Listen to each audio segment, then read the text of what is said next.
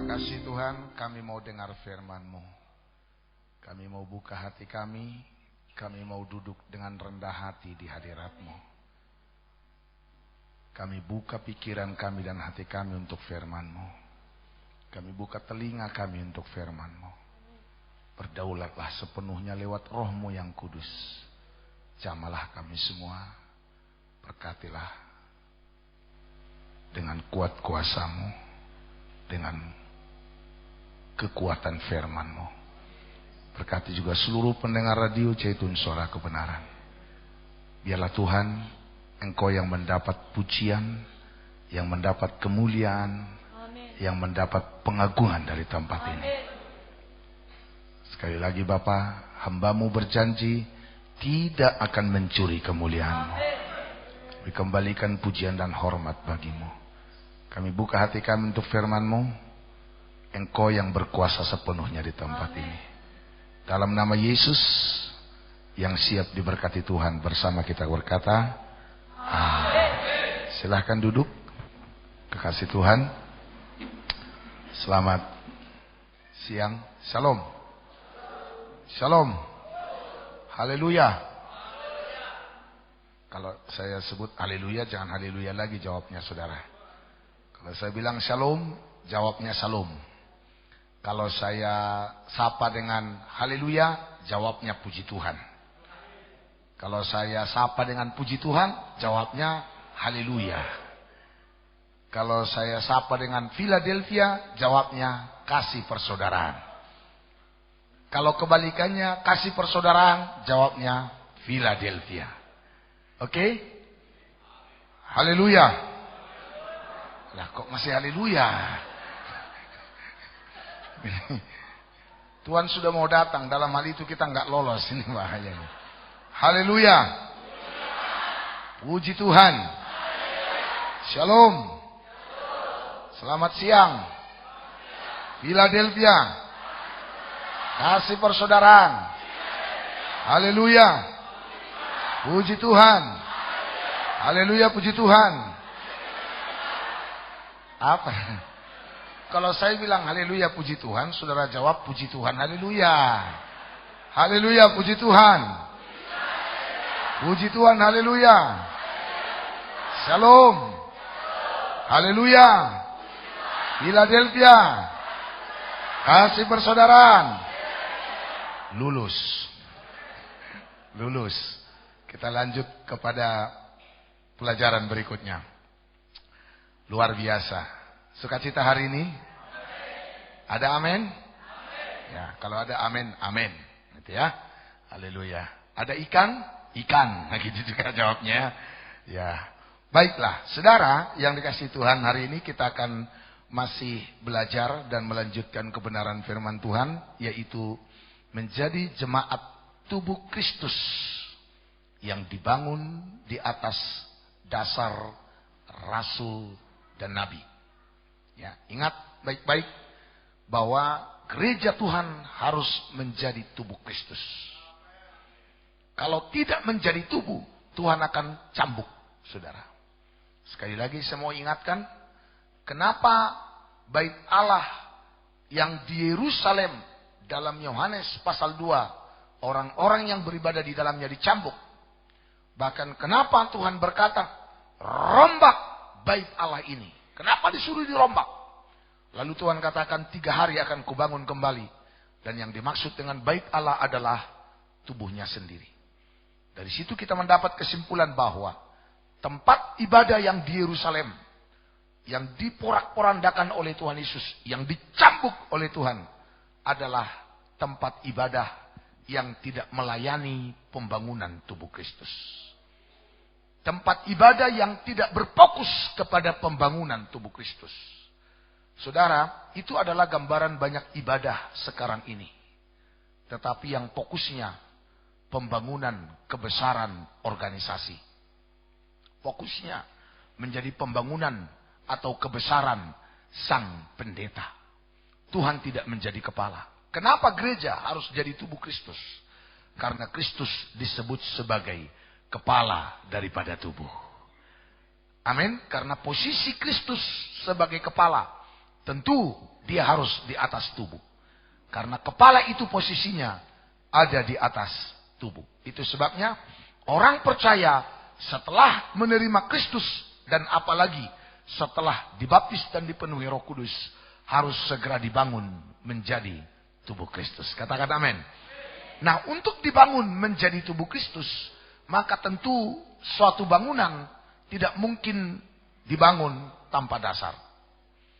Dasar daripada bangunan itu adalah rasul dan nabi.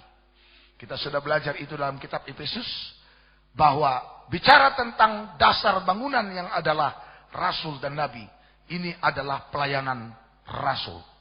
Karena Tuhan mau kita menjadi jemaat yang rasuli. Jemaat yang hidup di dalam roh, itulah jemaat yang rasuli. Amin. Itulah jemaat apostolik. Ini bukan organisasi ya. Haleluya. Ya. Tapi kita menjadi jemaat yang hidup oleh roh. Hidup yang penuh dengan Roh Kudus. Karena kita sudah belajar bagaimana pelayanan rasul-rasul dan nabi itu membawa jemaat Tuhan, orang-orang percaya ini untuk mengalami Roh Kudus. Amin. Sekali lagi, jemaat Tuhan yang sudah selamat, ditebus oleh darah Yesus, harus mengalami pribadi Roh Kudus. Katakan amin. Saudara yang dikasihi oleh Tuhan, memiliki pengalaman dengan Tuhan, itu jauh lebih baik daripada hanya sekedar teori dan pengetahuan. Saya mau beritahu saudara, kenapa Paulus langsung menjadi penjelajah memberitakan Injil setelah dia bertobat. Karena pertobatannya memiliki pengalaman yang sangat luar biasa dengan Tuhan. Dan saya mau beritahu bahwa apa yang disampaikan oleh seorang pengkhotbah harusnya adalah hasil pengalamannya dengan Tuhan. Dan saya mau katakan, mengalami Tuhan dalam hidup saudara, itu jauh lebih penting daripada hanya sekedar mengerti dan mengetahui. Amin. Amin. Pengajaran bagus. Ini untuk menuntun saya dan saudara untuk memilih jalan menganan atau mengiri. Pengajaran bagus. Ini untuk membuka pikiran kita dan mata rohani kita untuk tahu membedakan mana yang benar, mana yang tidak. Tapi saudara, tidak cukup hanya di situ. Dasarnya harus kuat. Pengalaman dengan Tuhan ini harus sungguh-sungguh kita rasakan. Dengar baik, Tuhan bukan hanya sekedar teori. Tuhan bukan hanya sekedar ada dalam khotbah. Tuhan bukan hanya sekedar diketahui. Tapi Tuhan harus sungguh-sungguh dialami secara pribadi. Dan dengar baik-baik, mengalami Tuhan bukan pengalaman pertama untuk selama-lamanya. Tapi pengalaman setiap hari sampai selama-lamanya. Haleluya. Saya rindu saudara semua, jemaat di sini dan juga pendengar, sungguh-sungguh menjadi umat Tuhan yang mengalami Tuhan tiap hari. Saudara bergaul dengan Tuhan, layaknya bergaul dengan sahabat saudara. Haleluya. Saya rindu saudara punya pengalaman bagaimana Roh Kudus menuntun saudara ke padang rumput hijau. Bagaimana saudara menemukan jodoh yang tepat dan pas lewat pimpinan Roh Kudus. Bagi yang belum punya jodoh. Bagi yang sudah, ya untuk anak-anaknya. Haleluya. Saya rindu saudara yang ada di tempat ini mendapatkan bisnis lewat tuntunan Roh Kudus. Haleluya. Menjadi orang-orang yang hebat lewat pimpinan Roh Kudus dalam hidupnya. Sehingga kita bisa lihat langkah-langkah kita dituntun oleh Tuhan. Langkah-langkah kita diatur oleh Tuhan. Ini pelayanan rasul. Jadi rasul membangun dasar hidup di dalam roh. Sehingga saudara mengerti apa yang dimaksud dengan manusia rohani. Saya mau beritahu, kekristenan bukan hanya sekedar gereja tiap minggu. Kekristenan bukan hanya sekedar salib dan Alkitab yang di tangan tiap hari Minggu. Tapi kekristenan adalah hidup dan punya pengalaman dengan Tuhan. Dan beda loh saudara, termasuk pengkhotbah seperti kami ini. Berbeda penyampaiannya kalau pengkhotbah itu punya pengalaman dengan Tuhan. Kalau apa yang saya sampaikan ini kepada saudara hanya sebatas apa yang saya dapat di sekolah Alkitab dan sekolah teologi, itu tentu berbeda. Saya jamin kalau apa yang saya sampaikan ini hanya sebatas yang saya dapat dari sekolah Alkitab dan sekolah teologi, setengah jam saya berkhotbah, habis itu saudara semua udah kelelap. Tapi karena saya sedang membagi pengalaman hidup dengan Tuhan kepada saudara, lewat ayat-ayat firman Tuhan yang sangat akurat, itu yang membuat dan menggairahkan rohani kita. Haleluya, makanya berjam-jam pun merasa seperti secepat begitu. Saya ngerasa begitu loh. Saya kadang-kadang kaget menemui, loh ternyata ini khotbah saya udah setengah jam, padahal baru seperempat materi yang disampaikan. Tadi pun di proses begitu. Saya bilang, aduh. Makanya kami udah harus terlambat nyampe di sini. Baru 2 ayat saya buka. Sudah 1,5 jam. 2 ayat. Padahal masih puluhan ayat lagi yang tersisa. Kalau sempat saya buka 5 ayat, berarti selesai jam 2 siang. Karena beda loh. Orang kalau cerita hanya sekedar mengetahui. Dan orang cerita sungguh-sungguh jadi saksi hidup. Beda. Amin. Coba kalau ada kecelakaan, lalu saudara jadi saksi mata di situ. Waktu polisi minta saudara untuk menceritakan tentang bagaimana kejadian kecelakaan tersebut, saudara kan dengan lugas menyampaikannya. Karena saudara menyaksikan insiden itu terjadi. Beda kalau saudara udah mendengar cerita dari orang yang menyaksikan. Lalu saudara menyampaikannya. Biasanya yang begitu bisa lebih, bisa kurang. Gak akurat. Karena hanya dari kata orang. Nah ini yang pernah dialami oleh Ayub. Lihat saya. Ayub itu adalah seorang yang saleh. Yang takut akan Tuhan dan menjauhi kejahatan. Hebat tahu hidupnya. Suatu kali Tuhan izinkan terjadi semua malapetaka itu terjadi dalam hidupnya. Tiba-tiba saudara setelah semua pengalaman itu sampai terakhir di pasal 42 kitab Ayub. Begitu dia ketemu dengan Tuhan, mengalami Tuhan, dia baru berkata jujur saudara. Dia bilang apa? Selama ini aku tahu tentang Engkau Tuhan, hanya dari kata orang saja. Kayaknya ayat ini kita harus suka. Yang setuju katakan amin. Yes, jangan pelototin saya begitu dong, takut saya. Haleluya.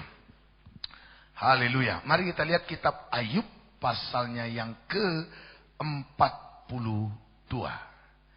Oke. Kita mulai ya Ayub pasal 42. Haleluya. Ayat yang ke-5. Haleluya. Silakan Pak. Ya, main cepat sedikit. Hanya dari kata orang saja aku mendengar tentang Engkau. Iya. Setelah dengan pengalaman pergumulan Ayub, pengalaman pahit yang dialaminya selama bertahun-tahun, saudara, dan di pasal 42, pasal terakhir di kitab Ayub, Tuhan menyatakan diri. Kalau selama ini hanya dari kata orang, tapi sekarang Tuhan menyatakan diri. Lalu setelah Tuhan menyatakan diri, Ayub kasih komentar begini. Hanya dari kata orang saja aku mendengar tentang Engkau. Kalau istilah sekarang, aku tahu tentang Engkau Tuhan hanya dari khotbah pendeta. Hanya dari ibadah raya. Hanya dari radio. Hanya dari ibadah pendalaman Alkitab Tuhan. Selama ini aku tahu tentang Engkau. Aku tahu Kau baik, Kau tahu Kau juru selamat. Ku tahu Kau luar biasa, ku tahu Kau mempelai. Tapi masih hanya sebatas khotbah yang ku dengar. Nangkap? Kurang lebih begitu saudara terjemahannya kalau langsung kita terjemahkan ke bahasa sehari-hari kita. Tapi terus lanjut. Tetapi sekarang mataku sendiri memandang Engkau. Ini bicara pengalaman pribadi. Sekarang mataku sendiri memandang Engkau. Artinya apa? Aku melihat Engkau. Aku merasakan Engkau. Aku meraba Engkau. Dan aku mengalami Engkau. Ada amin saudara? Berapa banyak saudara yang rindu mengalami Tuhan dalam hidupnya? Haleluya. Lihat saya. Saudara tahu kebaikan Tuhan bukan hanya sebatas khotbah berseri. Tahu kuasa Tuhan bukan hanya sebatas khotbah berseri. Tapi tahu kebaikan dan kuasa Tuhan karena saudara sudah ngalami. Kalau saudara udah ngalami, terus disampaikan lagi lewat khotbah berseri, saudara akan makin sempurna memahami Tuhan. Ditambah pengalaman, tambah lagi pelajarannya. Wah, makin sempurna. Haleluya. Biasanya orang yang langsung praktek di lapangan itu biasanya lebih berhasil daripada hanya orang yang punya teori. Orang yang belajar di sekolah, mau jadi S1, S2, S3, kalau hanya sebatas teori selama ini, belum praktek, ya masih gampang dia mengawalinya. Walaupun ilmunya udah segudang, betul nggak? Contohnya dokter, kan gitu ya. Coba kalau baru lulus dokter, berani saudara check up ke sana? Apalagi check up jantung, check up yang sangat ya sensitif dalam tubuh kita. Biasanya kalau dokter baru itu ditempatkan di mana? Di daerah-daerah yang sulit menjangkau, jangankan dokter, puskesmas pun tak ada. Biasanya dokter-dokter baru tamat itu ditempatkan yang bahkan gak ada puskesmas. Bahkan puskesmas sih ada, tapi selama ini dihuni hantu. Ngerti gak maksudnya? Nah biasanya yang begini, masyarakat terpaksa, jangankan ke dokter, ke dukun aja pergi berobat, apalagi ke dokter. Tapi kalau langsung ditempatkan baru tamat di rumah sakit terkenal, terus di kota besar, gak ada orang berobat ke dia. Kenapa? Belum punya pengalaman. Makanya biasanya dokter yang banyak pasiennya itu adalah dokter yang sudah mulai agak tua. Betul tidak? Coba perhatikan di mana-mana praktek dokter. Kalau sudah agak tua dokternya, sudah di atas 40 tahun ke atas, bahkan 50 tahun ke atas, itu pasiennya udah ngantri loh. Ngantri itu. Tapi kalau dokternya masih baru, masih kumis baru tumbuh, saudara, itu biasanya mungkin 1 minggu 2 pasiennya, saudara. Ya, orang belum yakin memberi dirinya untuk dicek oleh dokter ini, karena bisa malpraktek nanti, bisa salah, bisa tidak. Karena apa? Dia masih hanya punya teori, praktek di lapangannya masih sangat miskin. Tapi ada orang nggak sekolah dokter, tapi praktek lapangannya sebagai dokter, nggak perlu diragukan lagi. Tetap ngantri juga orang berobat ke dia, saudara. Dia nggak pernah sekolah kedokteran. Tapi di lapangan, dia banyak mempraktekkan ilmu kedokteran. Belajar di lapangan, otodidak, begitu loh. Haleluya. Bayangkan kalau otodidak saja dia udah sebegitunya. Banyak menyembuhkan orang, apalagi tambah teori lagi dan belajar. Sempurna sudah, betul nggak? Nah ini dahsyatnya kehidupan kekristenan kita. Kalau tidak hanya sekedar kita tahu Tuhan dari khotbah, kita tahu Tuhan dari ibadah raya, dari ibadah PA, tapi kita tahu Tuhan karena kita sendiri sudah mengalaminya secara pribadi.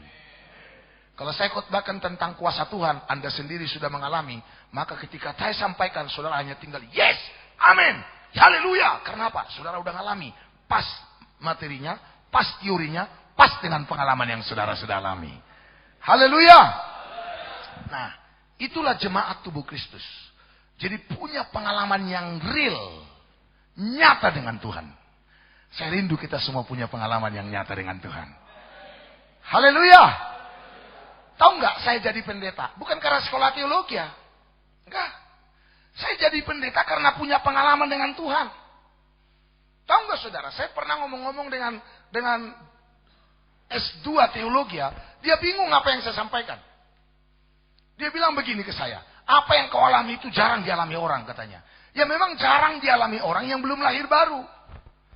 Tapi bagi orang-orang yang lahir baru itu mah pengalaman biasa dengan Tuhan. Mana haleluyanya? Haleluya. Nah selama ini saudara, banyak orang berpikir bahwa mengalami Tuhan itu sudah kedaluarsa. Bergaul dengan Tuhan itu dulu. Tuhan berbicara dengan kita itu dulu. Kalau sekarang udah enggak lagi. Makanya sekarang jarang gereja, jarang hamba Tuhan berkata bahwa mereka mendengar suara Tuhan. Saya mau beritahu Tuhan memang ada di sorga. Tapi Tuhan yang ada di sorga juga ada di hati kita masing-masing. Dan Tuhan itu adalah satu pribadi. Nyata loh.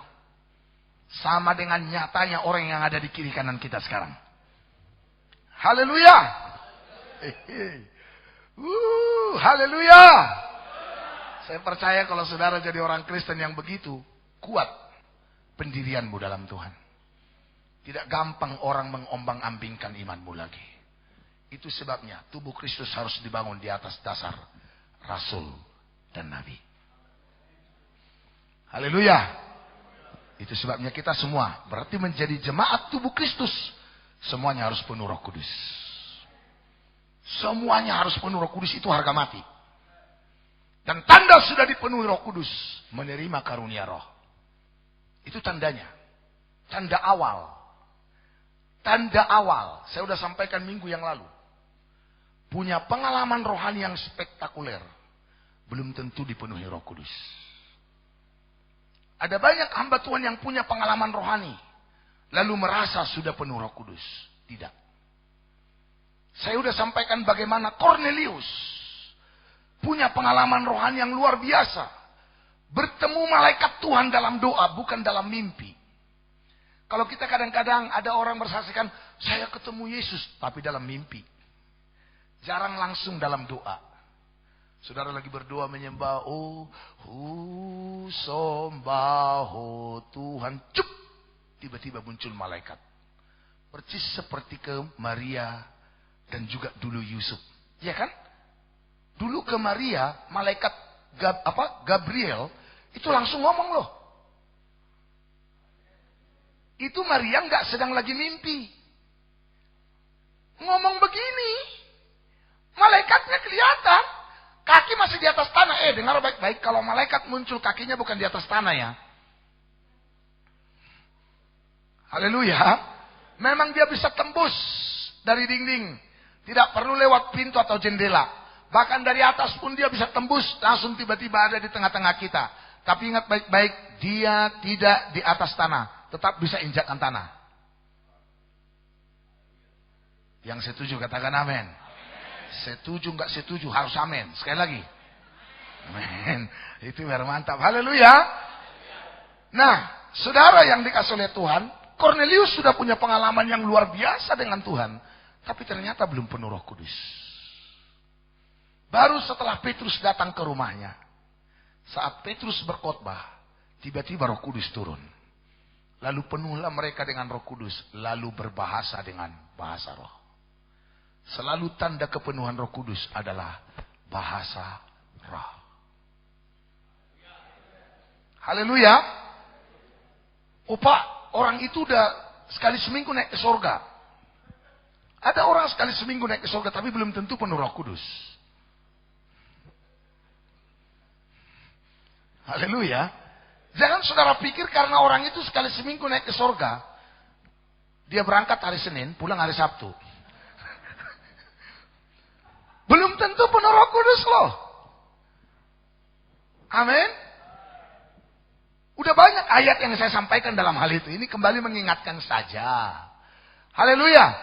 Oleh sebab itu, sebagai jemaat Tuhan, kalau saudara belum penuh Roh Kudus, mungkin saudara berkata, Pak, bagaimana saya tahu bahwa saya penuh Roh Kudus? Sederhana, engkau punya tanda. Kau dapat karunia bahasa roh. Jadi gimana Pak? Aku belum dapat. Ya doakan, minta. Jangan karena belum dapat bertahun-tahun lalu kau sangkali. Rugi kau nanti. Nah ini bahayanya. Banyak sudah jadi pendeta. Bahkan sudah jadi master teologi. Bahkan sudah profesor doktor teologi pun belum penuh Roh Kudus. Memang mereka punya pengalaman dengan Tuhan yang luar biasa. Khotbahnya luar biasa. Tapi belum penuh Roh Kudus. Apakah dengan demikian lalu orang ini tidak perlu dipenuhi Roh Kudus? Kalau mau menjadi jemaat tubuh Kristus.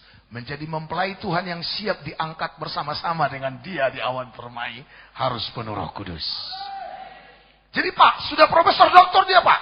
Profesor doktor nggak ada di surga. Haleluya. Biarpun dia profesor doktor datang ke Zaitun. Kita doakan penuh Roh Kudus. Bukan berarti kita lebih hebat dari dia. Tidak. Saling melengkapi. Mana mainnya? Jadi nggak ada gengsi-gengsian gitu loh. Jangan gengsi-gengsian. Andai kata saya saudara, saya tahu kebenaran ini nggak peduli saya. Kalau itu dari Tuhan daripada saya ketinggalan, lebih baik saya merendahkan hati. Karena orang yang merendahkan hati akan ditinggikan oleh Tuhan. Tapi orang yang meninggikan diri akan direndahkan oleh Tuhan. Ini jadi tantangan. Saudara mungkin sudah lama jadi orang Kristen, sudah lama lahir baru. Ada satu jemaat isi borong-borong, saudara. Dia baru beberapa tahun terakhir ini dia menjadi jemaat di Jaitun. Sudah 8 tahun lahir baru. Baru terima Roh Kudus bulan yang lalu. Setelah saya jelaskan, dia datang dengan rendah hati ke depan didoakan. Tiba-tiba dia dilawat Roh Kudus. Dia mendapat karunia bahasa roh. Itulah tanda orang yang sudah menerima dan penuh Roh Kudus. Itu Alkitab yang bilang, bukan saya yang bilang. Kan sudah banyak ayatnya saya sampaikan. Kalau perlu nanti minta rekamannya dari si Bayu. Rekaman khotbah ibadah raya terus berseri itu semua. Tentang dasar Rasul dan Nabi ini. Haleluya. Lalu saya tanya, Inang apa selama ini belum penuh Roh Kudus? Belum. Sudah berapa tahun lahir baru? 8 tahun. Bahkan sudah melayani. Tapi nggak gengsi maju ke depan. Dan akhirnya saat itu dipenuhi Roh Kudus hidupnya. Oh, lebih hebat lagi dia dilawat. Lebih nyata gitu loh, luar biasa. Nah, itu baru dasar. Ingat baik-baik. Kalau dasarnya kita nggak jelas, bagaimana mau melanjutkannya? Sekali lagi, kalau dasarnya udah nggak beres, bagaimana mau melanjutkannya sampai pada akhir? Dan kalaupun terus berlanjut tanpa dasar yang beres, bagaimana kekuatannya? Bukankah rahasia bangunan itu terletak pada dasarnya? Haleluya. Setan sangat senang saudara berdebat terus soal ini. Soal baptisan, setan senang itu dikaburkan dalam hidup kita. Soal penuh Roh Kudus dan tandanya bahasa roh, setan akan kacaukan itu bagi orang Kristen supaya jangan sampai terima itu. Karena setan tahu kalau sampai udah kena dasar yang benar ini, terus dilanjutkan dalam pembangunan yang benar, setan gak bisa buat apa-apa lagi. Makanya dasar yang diletakkan Allah itu teguh. Meterainya ialah Tuhan mengenal siapa kepunyaannya. Haleluya. Engkau adalah Petrus, kata Yesus. Di atas batu karang ini aku akan dirikan jemaatku. Jadi dasarnya itu batu karang loh. Kan ada lagu, batu karang yang teguh, engkau perlindunganku. Teguh. Mau teguh enggak menghadapi hidup ini? Mau teguh enggak menghadapi masalah? Saudara pikir kalau udah jadi Kristen kita bisa menghindari masalah? Nih, tidak. Justru makin kau dekat sama Tuhan, makin dilanda oleh masalah. Makanya kan banyak orang bilang begini, kenapa ya Pak, setelah aku makin dekat sama Tuhan, makin banyak persoalan. Ya memang iya, melatih imanmu. Tapi Tuhan mau kita tetap berdiri dengan teguh. Kalau mau berdiri dengan teguh dan menang terhadap setiap persoalan dan masalah, pastikan dasarmu benar. Haleluya. Dan bersyukur kita Tuhan bawa kembali kemari. Supaya kita sebelum semuanya terlambat, membenahi diri. Khususnya dasar kekristenan kita. Karena kita tahu puncaknya dan arahnya kemana, kita menjadi tubuh Kristus. Menjadi jemaat Tuhan, mempelai perempuannya. Maka dasarnya itu harus benar. Haleluya. Gak ada ceritanya pernikahan yang dibangun dengan dasar yang salah akan bahagia sampai pada akhir. Kan orang Batak bilang begini, salamat dasor segaluhutan. Bagi yang muda-muda ini udah gak ngerti tuh. Apalagi Pak Gede. Makin gak ngerti sama rombongan. Tapi artinya kembali salah dasar rusak semua. Begitulah pengertiannya. Haleluya. Jadi saudara, apapun yang kita kerjakan, kalau dasarnya sudah gak pas, susah untuk dilanjutkannya. Dengar baik-baik. Kenapa menjadi perdebatan sengit di gereja Tuhan di dunia ini soal baptisan? Kenapa? Ini dasar. Kenapa menjadi perdebatan sengit bagi gereja-gereja Tuhan di dunia ini soal bahasa roh. Kalau ini diangkat, banyak pro kontra. Dan perdebatannya sengit. Bahkan ada orang yang berani-berani dengan vokal menentang. Dan berani berkata, siapa yang berbahasa roh, kerasukan setan. Saudara tahu pendetanya Stephen Tong. Karena Stephen Tong ini begitu berani buat di YouTube. Bahwa orang yang penuh Roh Kudus itu katanya kerasukan setan. Saya takut hamba Tuhan ini sudah menghujat Roh Kudus. Saya takut dia itu namanya sudah terdaftar di neraka dan akan masuk ke neraka dan pengikut-pengikutnya.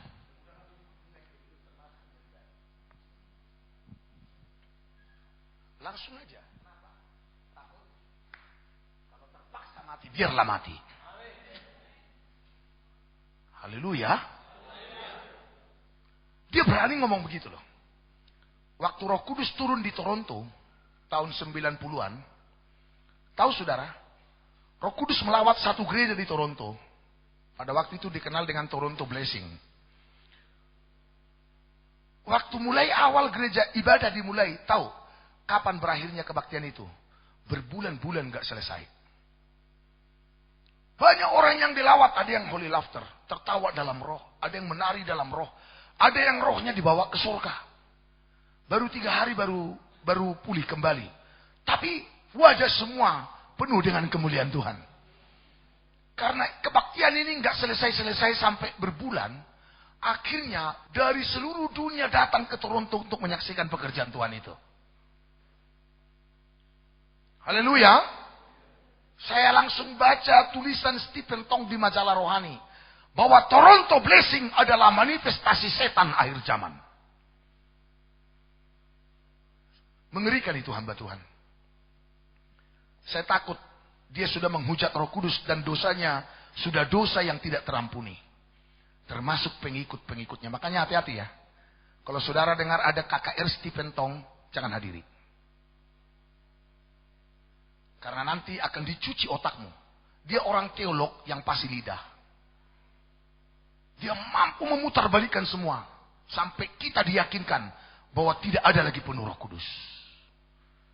Saudara, kalau hanya soal teori kita berdebat, manusia juga bisa kita yakinkan bahwa berasal dari monyet dengan teori Darwin. Jangan kira teori Darwin itu tanpa argumentasi yang kuat loh. Saya pernah baca, saya hampir hanyut loh. Tiba-tiba saya stop. Saya nggak mau lagi baca. Betul loh. Jangan kira juga paham komunis itu nggak punya argumentasi yang kuat. Saudara kalau lama-lama mendengar penjelasan tentang komunis, lama-lama saudara tanpa sadar otakmu dicuci dan menjadi orang-orang komunis, paham komunis. Tapi itu sebabnya saya katakan tadi, pengalaman dengan Tuhan itu penting. Apapun argumentasi orang, apapun sepintar apapun orang berpasi lidah, tapi kalau kita sudah punya pengalaman dengan Tuhan, kita tidak bisa digoyahkan. Makanya tadi saya katakan, mengapa soal baptisan menjadi perdebatan sengit dalam gereja Tuhan dari tempo dulu sampai sekarang. Kenapa soal bahasa roh perdebatan sengit? Karena setan tahu dasar ini sempat benar, bablas dia. Apalagi setelah dasarnya mantap, dibangun dengan bangunan yang benar, putus dia. Setan gak bisa buat apa. Setan terakhir harus mundur dengan teratur dan berkata, kamu benar, kamu menang. Aku tak bisa sentuh kamu lagi. Goodbye selama-lamanya, kata setan. Kalau dasarnya udah benar, kelanjutannya juga udah benar. Tapi kalau dasarnya nggak benar, kau coba-coba melanjutkan bangunan itu sampai ke atas, setan bilang silahkan, silahkan. Malah setan supply bahannya. Setan bantu kau untuk membangun lebih tinggi. Itu sebabnya nggak heran kalau ada pelayanan-pelayanan yang sudah tinggi hebat, rontok. Tinggi hebat, rontok. Dilanda oleh air bah. Kan begitu dalam kitab Lukas pasal 6. Haleluya. Tapi kalau udah dasarnya mantap, kelanjutan pembangunannya ke atas mantap juga. Sekali lagi, setan akan bilang, kamu benar, kamu pemenang, goodbye selama-lamanya. Siapa di antara kita yang rindu setan ngomong begitu ke dia? Haleluya. Tapi kalau dasarnya nggak jelas, terus melanjutkannya nggak jelas, setan bilang, pabai maisi, anom mahu janggulin. Ngerti nggak kira-kira? Ayo buatlah buatmu, bikinlah bikinmu, kata setan. Nanti tinggal tunggu waktu. Tunggu waktu aja. Oke, sekarang no problem, karena setan tahu celahnya ada. Titik lemahnya ada. Oh, setan tinggal serang titik lemahnya. Bom! Hancur semua. Tuhan mau gerejanya di akhir zaman ini. Gereja yang kuat dan kokoh. Gereja yang tangguh dan sempurna. Katakan amin. Itu sebabnya dasarnya harus jelas. Rasul dan Nabi. Jadi jemaat tubuh Kristus harus punya pengalaman dalam pelayanan Rasul dan Nabi. Bicara pelayanan Rasul, ini bicara tentang pelayanan roh. Saudara dan saya harus dimanusiakan menjadi manusia roh. Saudara diajak untuk akhirnya lebih dominan dengan manusia rohmu daripada manusia jasmanimu. Kalau sudah kita lebih dominan kepada manusia rohani kita daripada manusia daging kita, maka akan dengan mudah kita dibawa kepada kesempurnaan Kristus. Haleluya. Dan saya mau beritahu, kalau saudara menjadi anak-anak Tuhan yang penuh Roh Kudus, dan bukan hanya menerima dan penuh Roh Kudus, tapi saudara menjadi anak Tuhan yang mau dipimpin oleh Roh Kudus, dan Roh Kudus berkuasa atasmu. Dengar, kemanapun kau, dimanapun kau, apapun yang kau lakukan, 100% berhasil. 1 Samuel 10 ayat 6. Kita lihat sebentar. Ini rahasianya. Haleluya. Nanti saya akan banyak berbagi kepada saudara pengalaman saya dengan Tuhan dalam membangun pelayanan ini. Pelayanan saya dengan Tuhan dalam berjalan selama 25 tahun. Saya rindu pengalaman ini dengan apa yang kita dengar dari firman Tuhan akan makin mengokohkan dan memantapkan pendirian kita dalam Tuhan. Yang mau diberkati Tuhan, katakan amin. Yes, mantap. Dari amin saudara, saya melihat ada iman yang siap menerima mujizat.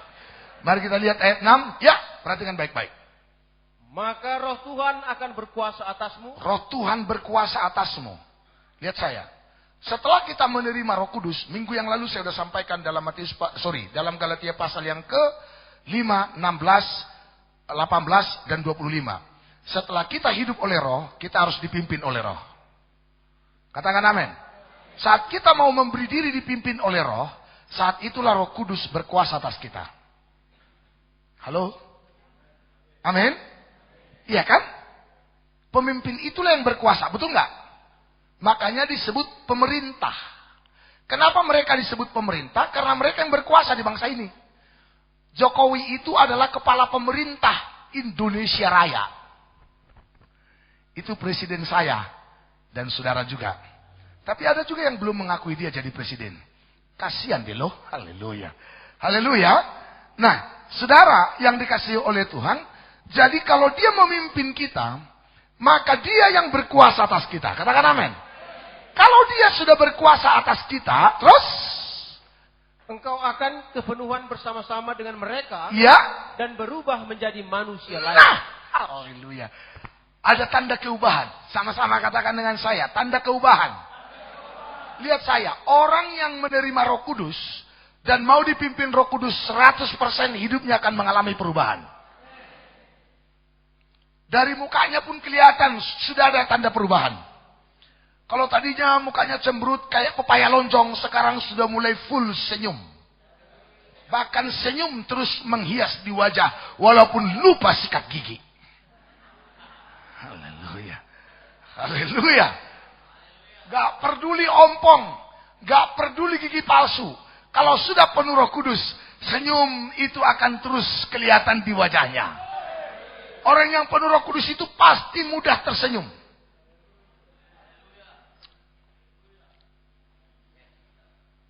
Coba lihat kiri kanan dulu.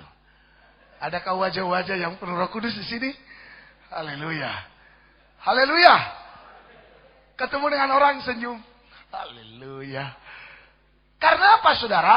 Roh Kudus itu memberi sukacita surgawi di dalam hati kita. Haleluya. Dan sukacita yang diberikan oleh Roh Kudus tidak seperti yang diberikan oleh dunia ini. Sukacita yang diberikan oleh Roh Kudus itu ada di dalam batin kita yang paling dalam. Jauh di dalam lubuk hati kita yang paling dalam. Sukacitanya memancar dari sana.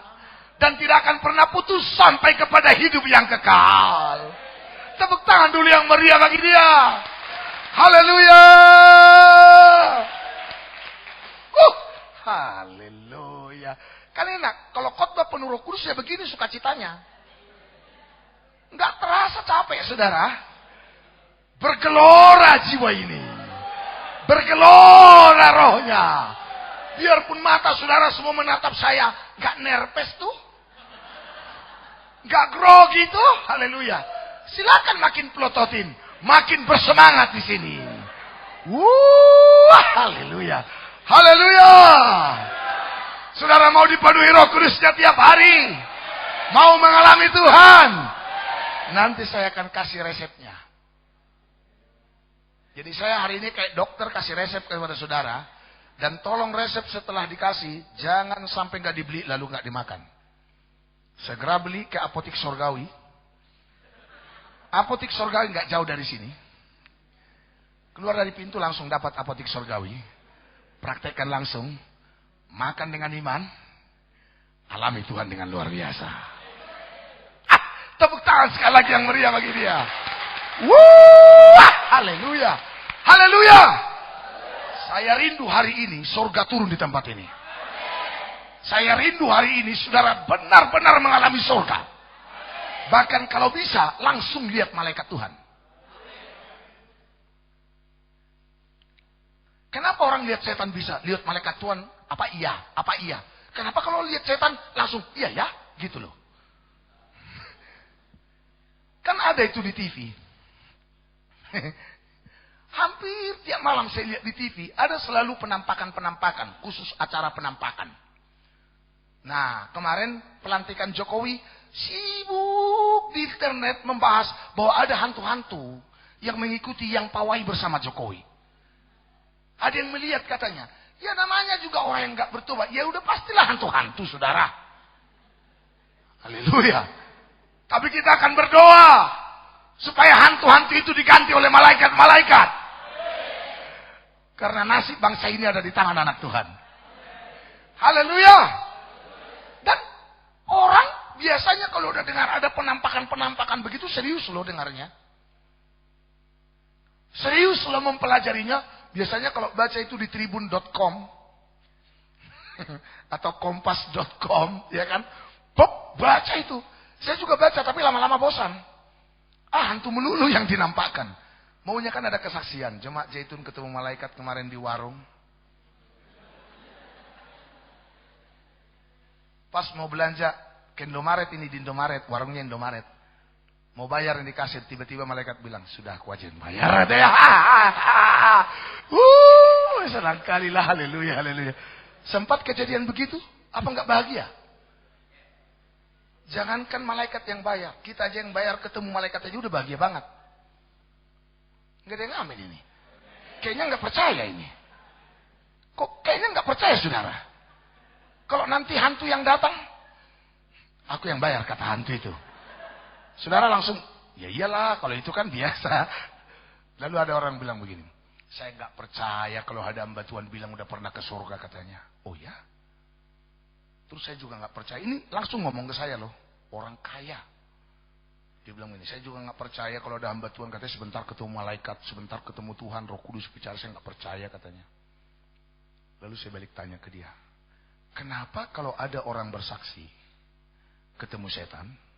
Merinding, kesurupan, setan ngomong, setan bicara, orang percaya. Kenapa giliran ketemu malaikat, Roh Kudus bicara, orang nggak percaya? Dia bingung, nggak bisa jawab. Tahu nggak jawabannya Pak? Saya bilang, karena banyak orang sekarang sudah lebih kesetanan daripada ketuhanan. Ngerti nggak? Ngerti nggak? Karena sudah sering ketemu setan, selama ini hidup dengan setan, ya udah pastilah. Makanya sekali lagi saya ingatkan. Kan udah pernah saya bilang, biasanya orang kalau masuk gua hantu pasti ketemu hantu. Loh iya dong, masa ketemu artis? Kan udah masuk gua hantu, kan ada gua hantu kan? Kan ada film, si buta dari gua hantu. Oke, katakan gua hantu itu betul ada. Kalau masuk ke gua hantu, kira-kira ketemu siapa? Dengar suara apa? Bersama dengan siapa? Oke, kalau masuk ke gua Tuhan, ketemu sama siapa? Dengar suara siapa? Bersama dengan siapa? Sekarang pertanyaan saya, saudara di gua mana? Kalau di gua Tuhan berarti sering dengar suara Tuhan.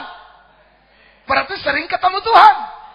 Siapa yang lebih sering ketemu Tuhan daripada ketemu setan? Angkat tangan. Yang sering ketemu Tuhan daripada ketemu setan.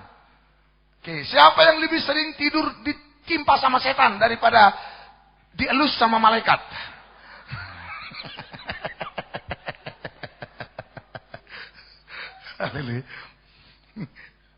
Ada orang kan gak berani tidur sendiri.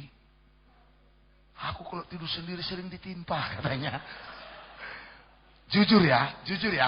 Siapa yang pernah punya pengalaman tidur ditimpa setan? Angkat tangan. Saya juga angkat tangan loh, karena saya punya pengalaman. Gak usah munafik lah. Dari wajah juga kelihatan kok. Pernah saudara ngalami ditimpa setan? Saya mau beritahu kepada saudara, ini bukan pengalaman saya tempo dulu. Bahkan pengalaman saya belakang-belakangan ini, setelah di sini pun saya pernah tidur ditimpa setan. Betul. Saya pernah lagi tidur, saya melihat seperti ditusuk dada saya. Sakit. Saya ngalami sakit loh. Lalu seperti saya ditimpa begitu. Dan tiba-tiba dalam roh, saya melihat dukun-dukun lagi beraksi, tahu nggak tusuk patung-patung itu? Boneka-boneka itu. Mungkin mereka coba mau santet saya dengan begitu. Dan Tuhan izinkan saya mengalaminya beberapa detik. Lalu terbangun. Saya tahu dukun lagi beraksi. Dan saya perangi. Atau saya lanjutkan lagi. Dalam nama Yesus saya ikat setan. Lalu saya tidur lagi ngorok. Haleluya. Oh iya saudara. Jadi ya namanya kita lagi berperang sama setan. Ya nggak heran kalau sering diganggu setan. Saya nggak percaya kalau orang Kristen itu saking tulusnya jadi nggak pernah diganggu setan. Justru orang Kristen yang sungguh-sungguh sama Tuhan sering diganggu setan. Karena sudah berantem sama setan. Yang berteman sama setan yang nggak pernah gangguan sama setan. Loh, namanya temanan, mana saling mengganggu. Haleluya. Ada orang bilang, aku biarpun tidur dekat kuburan nggak pernah diganggu setan, takutku kau berteman sama setan. Nah itu. Aku sering terasa, aku tahu, ini kayaknya ada setan di sini nih. Tahu. Tapi tinggal tengking musir dalam nama Yesus. Ya sudah tiba-tiba tenang, aman, damai, begitu loh. Haleluya. Nah, ini pengalaman rohani dulu nih, biar saudara memahami dulu pengalaman rohani itu kayak apa, begitu loh. Amin saudara. Jadi kalau kita sudah dipenuhi Roh Kudus dan Roh Kudus berkuasa atas kita, berubah jadi apa? Casing tetap sama. Dan bau nih, kalau udah sempat berjerawat ya sudah, hidung besar begini mau bilang apa lagi saudara? Haleluya. Ya, si Bayu dengan Pak Munte mau kita buat lagi rambut kribo. Terlambat sudah. Bagaimana mungkin lagi orang ini bisa berambut kribo gondrong begitu? Rambut kribo dua-dua yang tempo dulu tuh yang bisa kembang begini saudara. Nggak mungkin lagi. Casing tetap sama. Tapi berubah jadi manusia lain mereka. Haleluya. Kalau dulu nggak pernah ngalami Tuhan, langkah perkara-perkara rohani sekarang hal-hal rohani, mujizat menjadi hal-hal yang biasa. Menjadi pengalaman biasa bagi orang-orang yang cinta kepada Tuhan. Saya rindu jemaat Malike ini semua adalah jemaat Tuhan yang sudah terbiasa dengan mujizat Tuhan. Karena tiap hari mengalami Tuhan dalam hidupnya. Dan saya mau beritahu, kenapa perempuan Samaria begitu cepat meyakinkan seluruh kota Samaria untuk datang berbalik pada Yesus. Tahu? Lihat saya. Andai kata disuruh pengkhotbah dengan gelar profesor doktor, lulus dari bulan, lulus dari planet Mars, lulus lagi dari Pluto, khotbah waktu itu di Samaria untuk meyakinkan mereka bahwa Yesus sudah ada di perigi Yakub, saya yakin ini profesor doktor yang sudah lulus dari luar angkasa akan dilempari dengan batu sampai mati. Tapi kenapa waktu perempuan Samaria, seluruh kota itu datang pada Yesus? Karena apa yang disampaikan oleh perempuan Samaria bukan hanya teologi sistematis teori, tapi dia sampaikan pengalaman hidup dengan Tuhan. Kalaupun dia kasih ayat ini ada tertulis, ada tertulis, ada tertulis, tapi itu adalah hasil pengalaman hidup dengan Tuhan. Mana mennya? Haleluya. Mantap. Berubah jadi manusia apa? Kalau saudara kenal saya waktu SD, SMP, SMA, saudara nggak akan mau dengar saya khotbah begini. Saudara akan bilang, "Ayo tadi, si sabor nih pide." Pasti saudara ngomong begitu loh. Kecuali Tuhan jamah saudara. Kecuali Tuhan ubah paradigmanya. Haleluya. Saudara pasti bilang, "Allah, si Tamrin. Opungnya itu pun ku kenalnya. Padahal opungku udah lama mati. Aku aja gak kenal opungku. Tapi dia kenal katanya." Haleluya. Haleluya. Tapi syukur saudara banyak yang kenal saya. Tapi saya percaya kalau udah Roh Kudus yang bawa saudara kemarin mau kenal saya dulu atau enggak. Kenapa? Apa yang saudara lihat sekarang ini adalah manusia yang sudah diubah menjadi manusia lain. Lewat Roh Kudusnya. Oh, mana mungkin saya bisa seperti ini. Jadi pendeta, mana mungkin. Jadi germonya, iyalah. Kalau dari latar belakang. Jadi, apa mau dibilangnya? Pokoknya yang jelek-jelek, ya iya pasti. Kalau dari latar belakang. Mana mungkin bisa pakai jas seperti ini. Pakai dasi dan segagah ganteng ini dan penuh kemuliaan Tuhan. Haleluya. Ini semua hanya karena Roh Kudusnya yang buat berubah menjadi manusia lain. Jika saya diubah, saudara juga. Karena ada lagu itu, saya suka itu. Tak tersembunyi kuasa Allah, kalau lain ditolong, Stephen juga. Haleluya. Kalau Paulus diubah, saya juga. Kalau saya diubah, saudara juga. Kalau Petrus berubah jadi manusia lain, apa bedanya dengan saudara? Tuhan tidak pernah pandang bulu. Kalau Tuhan mencintai dan mengasihi Petrus, dia juga mengasihi saudara. Kasih tahu kiri kananmu, kau tahu enggak Tuhan Yesus sangat mencintai dan mengasihimu. Beritahu dia, mungkin belum tahu dia selama ini. Haleluya. Haleluya. Kasih tahu ke dia, kau enggak usah minder lagi, Yesus sangat mengasihimu. Tuhan mau ubah kau jadi manusia lain. Katakan amin. Ini kalau Roh Kudus berkuasa. Ayat yang ke-7. Ya. Apabila tanda-tanda ini terjadi kepadamu, kalau udah terjadi tanda-tanda itu kepadamu, terus lakukanlah apa saja yang didapat oleh tanganmu. Lakukan apa saja yang didapat tanganmu. Apa saja yang didapat tanganmu, kerjakan. Terus? Sebab Allah menyertai engkau. Artinya pasti berhasil. Lihat saya. Siapa orang yang disertai Tuhan gak berhasil? Daud dari kampung kecil Bethlehem. Dari suku kecil, dari keluarga miskin. Alkitab mencatat orang yang disertai Tuhan. Berhasil? Berhasil? Walaupun dalam titik-titik tertentu ada beberapa kegagalan Daud, tapi kegagalan itu Tuhan ubah lagi menjadi keberhasilan. Amin. Musa orang yang disertai Tuhan. Alkitab mencatat Musa itu petah lidah. Bahkan dia takut ketemu Firaun. Jangankan untuk bawa Israel keluar dari Mesir, ketemu Firaun aja udah takut. Apalagi sampai bawa umat Israel yang jumlahnya jutaan orang. Tapi karena disertai Tuhan, berhasil. Alkitab mencatat Tuhan menyertai Yusuf. anak Yakub. Bayangkan loh, jadi budak di rumah Potifar berhasil. Jadi narapidana berhasil. Di mana saja dia berada, berhasil. Orang kalau sudah disertai Tuhan, dijamin. Berhasil adalah sesuatu yang mudah diperoleh bagi orang itu. Mana aminnya? Ya, haleluya. Dapat jodoh, berhasil. Ada orang dapat jodoh tapi nggak berhasil, berantem terus dalam keluarganya. Berakhir dengan perceraian.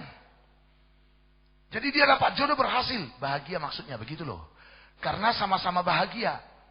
Yang laki bahagia, yang perempuan bahagia. Jadi dua-duanya bahagia. Kalau dua-duanya bahagia, masuk ke pernikahan dijamin bahagia. Karena biasanya orang yang bahagia nggak terlalu banyak lagi menuntut dibahagiakan. Kenapa orang menuntut dibahagiakan? Karena masih kurang bahagia. Siapa di sini istri-istri yang sering menuntut dibahagiakan suami? Angkat tangan. Kau adalah istri yang masih belum bahagia. Siapa suami-suami yang sering menuntut dibahagiakan istri? Puji Tuhan tidak ada yang jujur di sini.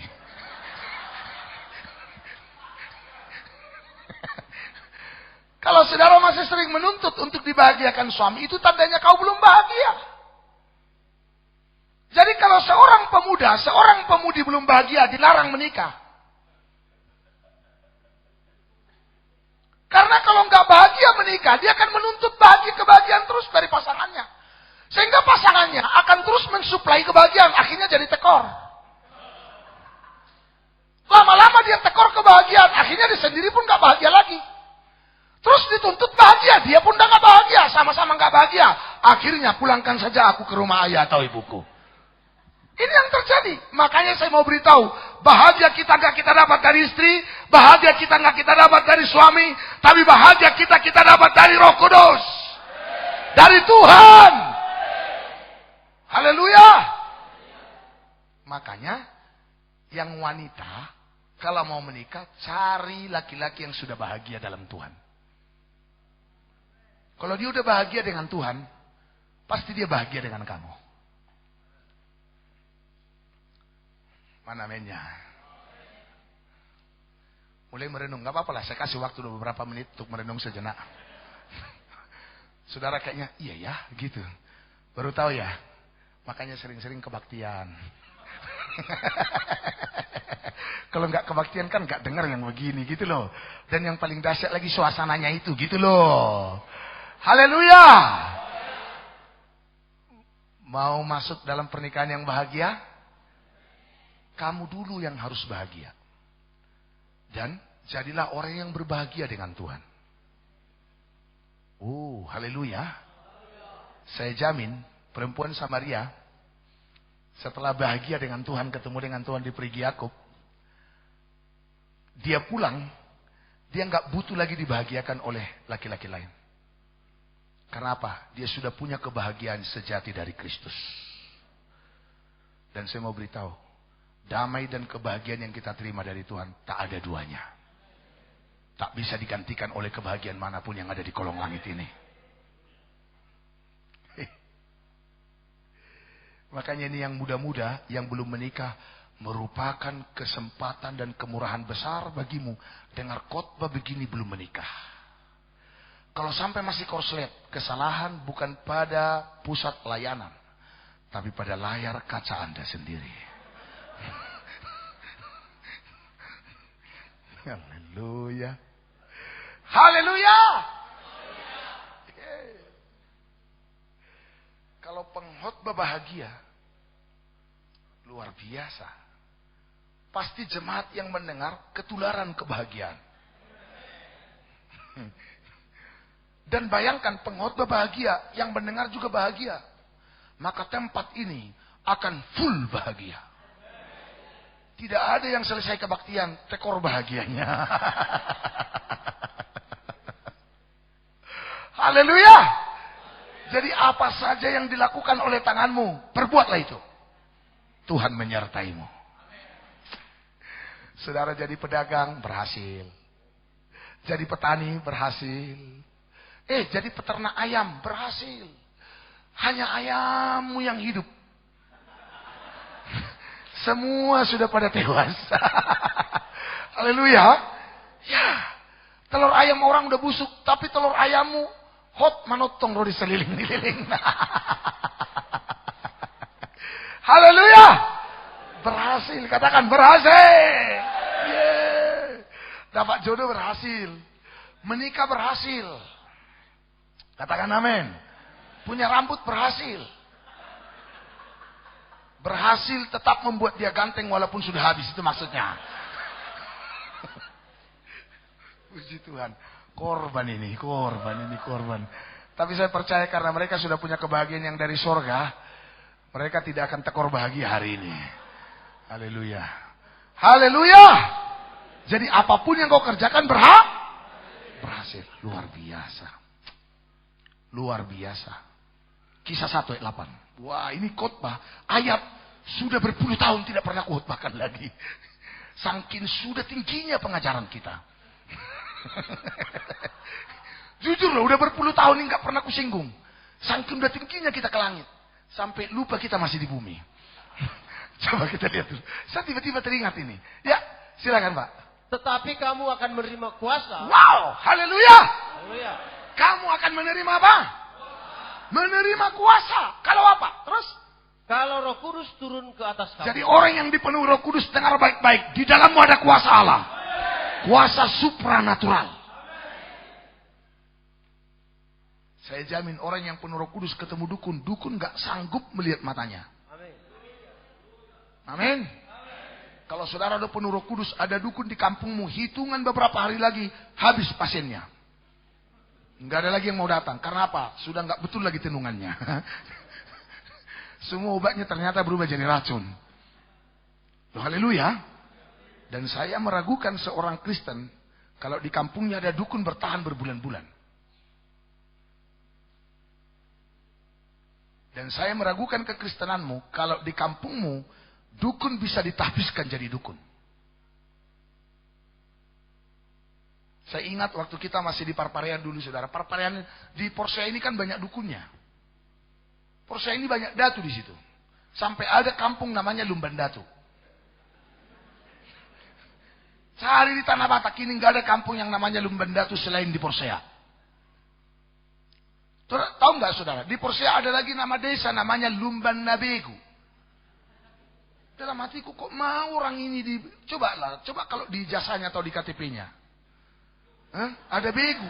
Di KTP aja udah ada begu. Di kartu keluarga ada begunya. Allah. Saya dikasih tanah pun di situ selama belum diganti nama kampungnya, nggak mau aku terima itu. Kenapa saudara? Dulu saya pernah datang ke sana ibadah. Lalu waktu saya lagi khotbah, tiba-tiba saya bilang, nama kampung ini kampung apa ya? Lalu tiba-tiba jemaat bilang, ini Lumban Nabegu. Hah? Apa? Lumban Nabegu. Hah? Enggak, sekali lagi apa? Saya pikir saya salah dengar. Ternyata betul Lumban Nabegu. Siapa yang sudah tahu bahwa di Porsea ada desa Lumban Nabegu namanya? Oh, ada teman saya yang tahu ini. Ada 5 orang. 2-3 saksi, 1 perkara sah. Ini ada 5. Bayangkanlah, kan biasanya lahir di mana? Lumban Nabegu. Ngolong atubi Lumban Nabegu. Nah jelas bigu-biguan. Enggak saya gati kepala di saya igor hutai doa kepala hutai. Saya mudah-mudahan naung mabigi radio isin lain. Sama kayak di Bali. Ya kalau di Bali ada jalan sesetan. Ada jalan sesetan loh di Bali. Jalan sesetan. Jadi sama kan Bali G. Di sana Singaraja, di sini Singamangaraja. Ya itu aja nya. Makanya orang Bali ke Bali G biasa. Orang Bali G ke Bali itu biasa. Haleluya. Haleluya. Tahu saudara waktu kami baru menggembalakan di Porsea, ada beberapa dukun mau ditahbiskan, udah kesurupan nih. Tinggal mau ditahbiskan. Biasanya kan kalau mau ditahbiskan itu digondangi. Gondangnya kedengarannya gini loh, ngeri, merinding kita dengarnya. Tukulung dukuluk tukuk kulung duk. Lalu ada suaranya. Wet wet wet. Itu godang manggora begu. Oh, kami nggak biarkan begunya datang. Langsung kami masuk doa. Dalam nama Yesus, begu tidak bisa datang. Sampai pagi mereka gondang saudara, begunya nggak datang-datang. Betul. Tahu saudara, bahkan manifestasi bilang gini, sebetulnya ngaruau, nah subuh udah masuk katanya. Tangbui masuk, nggak bisa. Bahkan pernah lagi saya utus pendua syafaat. Ini agak jauh jaraknya dari tempat pelayanan kita, dari pastori waktu itu. Saya utus pendua syafaat 3 orang. Karena kalau saya yang langsung ke lokasi, pasti mereka kenal saya. Saya bisa dikeroyok. Ya harus berhikmat dong. Haleluya. Kalau saya dikeroyok waktu itu terus mati, siapa lagi yang khotbah hari ini? Iya kan? Jadi karena belum waktunya mati, Tuhan nggak izinkan saya ke sana. Lalu saya kirim 3 pendua syafaat, ibu-ibu. Lalu mereka 2, kami juga 2 di gereja. Perang terus, kami tidak tahan. Setannya nggak bisa datang. Betul dikunci nggak bisa datang. Nggak bisa sampai pagi. Terakhir saudara tahu, udah stres mereka. Ternyata begitu pagi, fajar menyingsing, ada yang kenal salah satu pendua syafaat kita. Katanya. Alami halahud di sorok katanya. Rupanya tahu juga mereka saudara. Terakhir mereka karena udah malu nggak datang setannya, aja bilang gini. Kalian pikir kami penyembah berhala? Kaliannya penyembah berhala katanya. Kalau kami ini nggak penyembah berhala, bayangkan lu udah nyata-nyata panggil bego. Tapi masih mengaku paling benar sebagai orang Kristen. Aduh, kiamatlah dunia. Haleluya. Tapi saya mau beritahu hari ini kepada kita semua. Kalau Roh Kudus turun atasmu, kau akan menerima kuasa. Makanya berubah menjadi manusia. Ada kuasa di dalammu. Jadi jangan takut lagi menghadapi orang kesurupan. Kalau anak-anak sekolah ini ada yang kesurupan di SMP 4, katanya ada yang kesurupan, tentang tangan langsung. Tangking dalam nama Yesus. Mana mainnya? Sebenarnya yang takut itu bukan kita lagi sama setan. Setan yang takut lihat kita. Hanya karena orang Kristen ini nggak tahu bahwa di dalamnya ada kuasa supranatural. Jadi dia masih trauma dengan ketakutannya dulu pada setan. Jadi pas ketemu setan, setan takut lihat dia, dia juga takut lihat setan. Jadi sama-sama takut dan lari bersama-sama. Banyak kejadian loh saudara. Haleluya. Doa saya biar jemaat di sini semua menyadari bahwa di dalammu ada kuasa supranatural. Haleluya. Tumpang tangan atau orang sakit disembuhkan. Amin.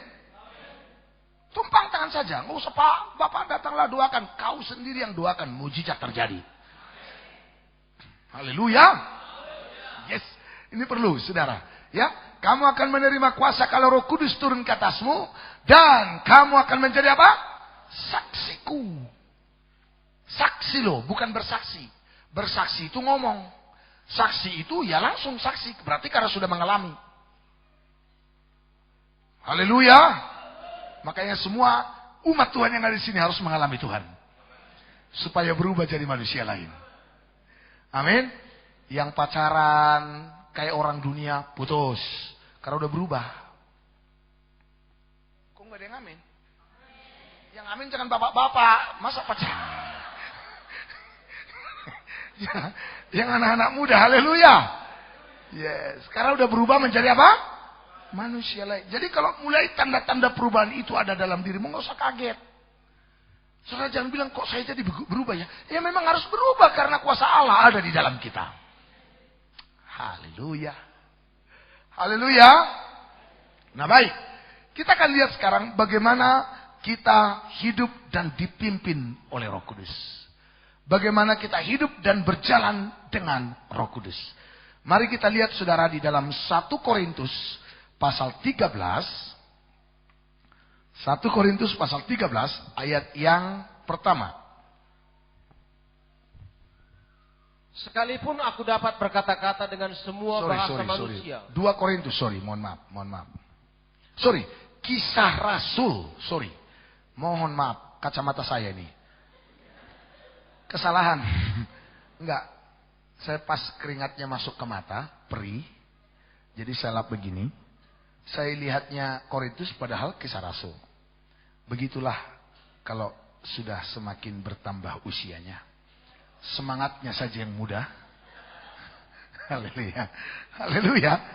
Tenaganya memang masih young man. Tapi mata sudah hampir setengah abad. Mari kita lihat Kisah Rasul pasal 13 ayat yang pertama. Haleluya. Ya, silakan Pak. Pada waktu itu dalam jemaat di Antioquia ada beberapa nabi dan pengajar. Wow, di jemaat di Antioquia ada beberapa apa? Nabi dan pengajar. Nabi.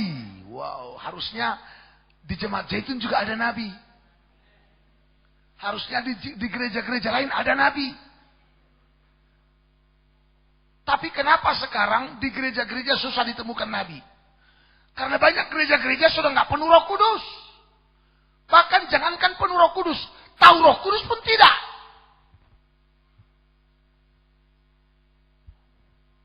Makanya saya mau beritahu saudara, kekristenan kita akan menjadi kekristenan omong kosong kalau tidak bersama Roh Kudus.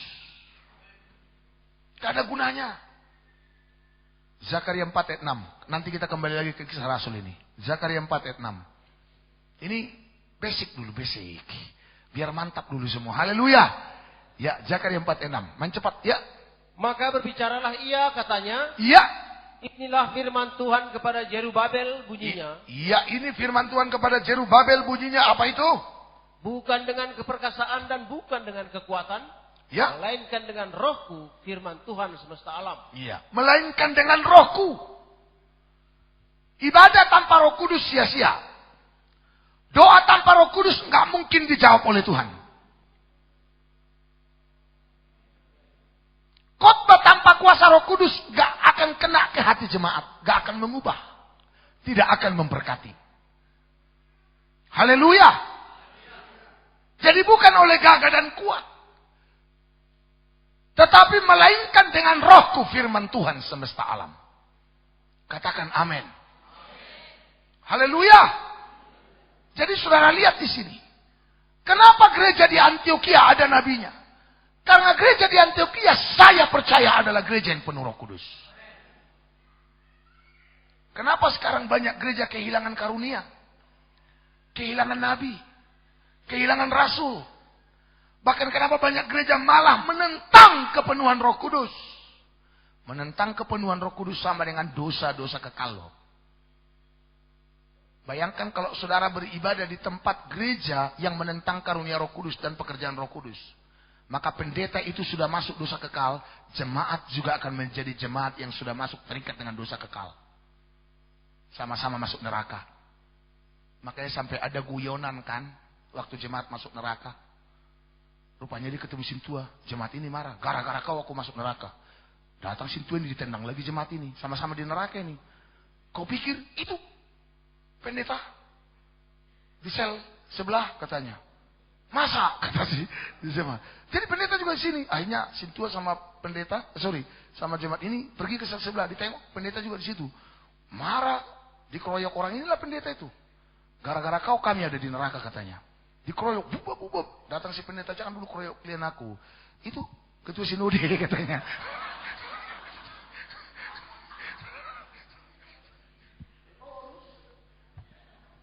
Haleluya. Itu rupanya di situ.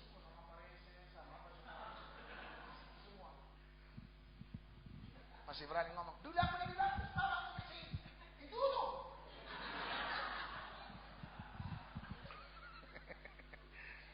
Haleluya. Haleluya. Sampai di sini saudara bisa mengerti?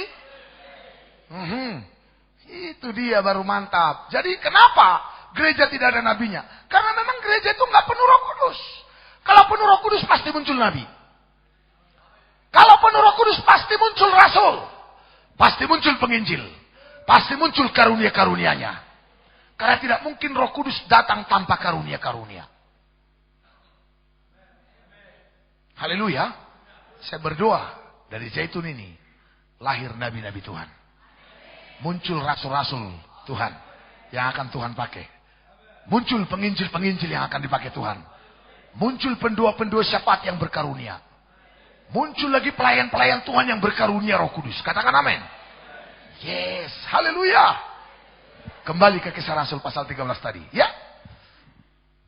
Pada waktu itu dalam jemaat di Antioquia ada beberapa nabi dan pengajar. Ada beberapa nabi dan pengajar. Terus? Yaitu Barnabas dan Simeon yang disebut Niger. Iya. Satunya bernama siapa? Barnabas. Juga yang kedua si Simeon. Simeon ini juga ada nama lainnya, nama satunya lagi Niger. Haleluya. Tapi ini bukan Nigeria maksudnya, saudara. Tapi mungkin dia pernah di Nigeria kali, mungkin. Terus? Dan Lukius orang Kirene. Ya, Lukius orang Kirene. Terus? Dan Menahem yang diasuh bersama dengan raja wilayah Herodes dan Saulus. Ya, jadi itu adalah beberapa nabi dan kalau Paulus bukan nabi, tapi salah satu pengajar. Jadi yang dimaksud nabi di sini bukan Paulus, bukan Saulus, tetapi mungkin Barnabas, Simeon. Kalau Saulus ini masuk dalam pengajar. Kalau kita belajar tentang kesaksian Rasul Paulus, tentang bagaimana pemakaian Tuhan dalam hidupnya di ayat-ayat lain. Dia tidak punya karunia nabi, tapi dia adalah seorang rasul, seorang pemberita Injil, dan seorang pengajar. Jadi karunia rasul, karunia pemberita Injil, karunia pengajar bisa ada di dalam diri seseorang sekaligus. Haleluya. Nah mantap lagi nanti, bisa juga gembala punya karunia nabi, bisa. Haleluya. Bisa juga gembala. Kalau gembala pasti punya karunia mengajar.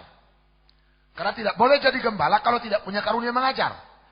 Jadi kalau ada orang ngaku gembala tapi nggak punya karunia mengajar, dia bukan gembala. Hanya dia mau kejar perpuluhan, itu aja. Karena kan bicara gembala kan dekat dengan perpuluhan. Kalau penginjil hanya dengan ucapan syukur. Iya kan? Haleluya. Tapi kalau ada gembala dekat dengan perpuluhan. Bayangkan kalau jemaat ada ribuan kali 1/10. Nah, itu langsung di otak orang. Tapi kalau udah membangun tubuh, tidak ada. Namanya membangun. Terus pengeluaran. Makanya saya katakan, kenapa banyak gereja-gereja akhir zaman akan dirontokkan? Karena tidak membangun tubuh. Gereja yang tidak membangun tubuh akan dicambuk sama Tuhan. Jadi jangan heran kalau akan mendengar gereja-gereja yang hebat, gereja-gereja yang besar, rontok satu persatu. Perhatikan, pasti nggak membangun tubuh. Pasti nggak membangun tubuh. Jemaat tidak diarahkan menjadi tubuh Kristus. Kalau diarahkan menjadi tubuh Kristus, maka kita semua dipaksa untuk menjadi sempurna seperti Kristus. Saya mau beritahu, kalau kita dipaksa untuk menjadi sempurna seperti Kristus, dunia ini menjadi nggak ada artinya bagi kita. Oh Tuhan Yesus, kerinduan hatiku, mutiara tak ternilai harta milikku, keindahanmu memudarkan dunia, di mataku engkau termulia. Kenapa banyak sekarang gereja-gereja berebut aset sampai ke pengadilan? Karena mereka belum terpesona dengan kemuliaan Kristus. Mereka belum terpesona dengan keagungan Dia. Dengar baik, kalau kita udah terpesona dengan Dia, apa yang merupakan keuntungan bagi kita dahulu menurut dunia ini menjadi sampah semuanya. Haleluya. Lagi santer sekarang saudara berita di internet. Seorang pendeta besar, gereja terbesar di Asia Tenggara yang ada di Surabaya, sudah tersangka, segera akan masuk penjara karena pemalsuan surat pengutusan gembala. Sementara dia pendiri di situ. Sama, saya pendiri Zaitun. Saya berhak dong mengangkat si Bayu jadi apa saja di sini. Betul tidak? Kalau saya angkat dia jadi direktur radio, terus besok kamu berhenti jadi direktur radio, kamu jadi singer saja, singer. Bisa kan? Tapi anaknya bisa nuntut dan jebloskan ayahnya ke penjara. Ini anak pendeta loh. Memang asetnya udah triliunan. Kasnya juga udah triliunan. Kenapa sampai begitu? Karena nggak membangun tubuh. Kalau membangun tubuh, pasti kita akan membangun yang lain. Mana haleluyanya? Makanya kita kecil begini, udah buat fellowship lo tiap bulan. Kita undang pendeta-pendeta dari mana-mana datang tiap bulan di sini. Kita buat fellowship, kita berkati mereka. Kecil begini loh. Ada yang bilang hamba Tuhan ke saya, gimana Pak, udah banyak yang mau datang. Ya silahkan, saya bilang. Kita semua berkati mereka. Kita berkati dengan firman. Kita berkati juga dengan berkat jasmani. Kalau udah membangun tubuh, pasti nggak mungkin, saudara, ada jual beli di sana. Kenapa di bait Allah di Yerusalem itu ada jual beli? Karena nggak membangun tubuh. Sehingga jual beli. Kalau udah jual beli kan saling cari untung. Kalau udah cari untung nggak peduli mau bapak, mau mama, mau anak. Sikat. Yang penting gue untung. Betul nggak? Kalau saya dirugikan, biarpun itu bapakku, sikat. Karena gereja tidak lagi berfungsi sebagai rumah doa. Tidak lagi menjadi tubuh Kristus. Tapi sudah menjadi sarang penyamun. Makanya kalau nggak ada pengajaran ini, bahaya. Memang dasarnya udah jelas, tapi nggak dilanjutkan dengan pengajaran yang benar. Sampai sini nanggap nggak? Haleluya. Ada nabi, ada pengajar. Sehingga apa? Gereja dibangun dengan bangunan rohani yang benar. Makanya saudara harus dibangun imannya. Harus dibangun kerohaniannya dengan bangunan yang benar. Dengan pengajaran yang benar. Saya jamin, selama pengajaran yang benar disampaikan, tidak akan ada yang neko-neko. Karena pengajaran itu akan menjaga kita untuk berkelakuan bersih. Dengan apa seorang Buddha dapat mempertahankan kelakuannya bersih? Dengan menjaganya, menyimpan firman di dalam hatinya. Haleluya. Sampai di sini saudara bisa mengikuti saya? Lanjut ayat 2. Ya. Pada suatu hari ketika mereka beribadah kepada Tuhan dan berpuasa. Ketika mereka beribadah kepada Tuhan dan apa? Berpuasa. Jadi ternyata nggak hanya sekedar beribadah, ada juga puasanya. Sama-sama katakan dengan saya, puasa. Lebih lagi, puasa. Lalu terus apa yang terjadi? Berkatalah Roh Kudus. Stop. Siapa yang berkata? Luar biasa. Lihat saya. Saudara akan benar-benar merasakan pimpinan Roh Kudus dalam hidupmu jika engkau belajar beribadah dan berpuasa. Kalau kau sudah mulai dipimpin, maka dia akan berkuasa atasmu. Kalau dia berkuasa atasmu, maka di dalammu ada kuasa Tuhan. Kalau di dalammu ada kuasa, lakukan apa saja yang didapat oleh tanganmu. Tuhan menyertaimu. Haleluya. Jadi lihat, bagaimana Roh Kudus bermanifestasi di dalam jemaat. Jemaat apa tadi itu? Antioquia. Kenapa Roh Kudus bermanifestasi di sana? Mereka beribadah dengan apa? Dan berapa banyak saudara yang ingin mengalami Tuhan tiap hari? Jujur. Berapa banyak saudara yang mau sungguh-sungguh mau mengalami Tuhan dalam hidupnya? Tuhan bukan hanya sekedar pengetahuan. Tuhan bukan hanya sekedar saya tahu dari kata orang. Tuhan bukan hanya sekedar saya tahu dari Alkitab. Angkat tangan dulu terus. Yang rindu ingin mengalami Tuhan, hari ini sudah akan mengalami Tuhan. Saya mau beritahu saudara, mulailah beribadah kepada Tuhan dan berpuasa. Katakan amin. Lalu apa kata firman Tuhan? Silakan turun tangannya. Berkatalah siapa? Roh Kudus. Pertanyaan saya, dari mana mereka tahu kalau itu adalah Roh Kudus yang berkata-kata?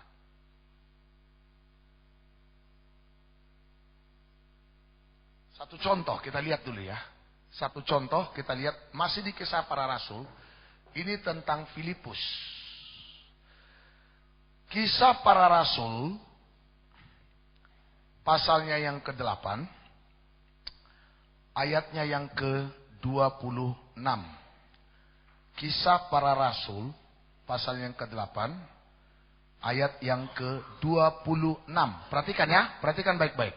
Konsen saudara. Ya, silakan Pak. Kemudian berkatalah seorang malaikat Tuhan kepada Filipus, katanya. Siapa yang berkata? Lihat saya. Penulis Kisah Rasul adalah Lukas. Sekarang pertanyaannya, bagaimana Lukas menulis pengalaman si Filipus ini? Tentu Lukas mendengarkan Filipus bersaksi. Betul tidak? Berarti Filipus pernah bersaksi dengan pengalamannya yang terjadi di Kisah Rasul pasal 8 ini. Sehingga Lukas menuliskannya di Kisah Para Rasul. Jadi Lukas itu menulis 2 kitab. Pertama kitab Lukas, Injil Lukas. Yang kedua Kisah Para Rasul. Amin saudara? Yes. Nah, lalu dikatakan kemudian berkatalah siapa? malaikat Tuhan. Berarti Filipus bersaksi, bercerita kepada si Lukas bahwa yang berkata itu adalah apa? Pertanyaan saya, dari mana Filipus tahu bahwa yang berkata itu adalah malaikat? Tunggu, nanti kita jawab. Lanjut terus. Bangunlah dan berangkatlah ke sebelah selatan. Bangun, berangkat ke sebelah selatan. Jelas loh. Haleluya. Saya rindu satu hari saudara juga ngalami yang begini. Lah mana mainnya? Nanti Tuhan bilang, bangunlah, berhenti menjadi tukang pijat, dan jadilah menjadi pendoa syafaat. Haleluya. Haleluya. Contoh. Kan saya kan bilang contoh. Saya enggak bernubuat loh. Jangan bilang ini lu buat ya Pak ya. Enggak, ku buat. Bangunlah, berangkatlah ke sebelah apa? Selatan. Wah, rupanya malaikat ini sering tinggal di Bali. Kalau saudara di Bali, nanya alamat, saudara ketemu nih sama orang Bali, Bli, ini jalan ini di mana Bli? Oh, kamu pergi terus ke arah timur, nanti belok ke arah selatan, terus lurus ke utara, baru berhenti di tenggara. Bingung saya pernah nanya begitu, bingung saya, yang mana utara, mana selatan. Orang peta juga saya nggak bisa baca. Haleluya. Andai kata ada peta pun saya bingung. Apalagi nggak ada peta, terus ada utara, selatan, barat, daya, barat laut, utara, timur laut. Putuslah saudaraku. Ya. Lalu malaikat Tuhan itu berkata, berangkatlah ke sebelah apa? Selatan. Terus? Menurut jalan yang turun dari Yerusalem ke Gaza. Ya. Jalan itu jalan yang sunyi. Jalan itu jalan yang sunyi. Terus? Lalu berangkatlah Filipus. Stop. Yang nyuruh siapa? Malaikat Tuhan. Sama-sama katakan. Yang nyuruh malaikat Tuhan. Ya, terus? Adalah seorang Ethiopia, seorang sida-sida, pembesar dan kepala perbendaharaan Sri Kandake. Ya, terus? Ratu negeri Ethiopia yang pergi ke Yerusalem untuk beribadah. Terus 28. Sekarang orang itu sedang dalam perjalanan pulang dan duduk dalam keretanya sambil membaca kitab Nabi Yesaya. Perhatikan ayat 29. Ya. Lalu kata Roh kepada Filipus, stop. Kata siapa? Tadi yang pertama kata siapa? Terus yang kedua kata siapa? Pertanyaan saya, bagaimana Filipus bisa membedakan ini?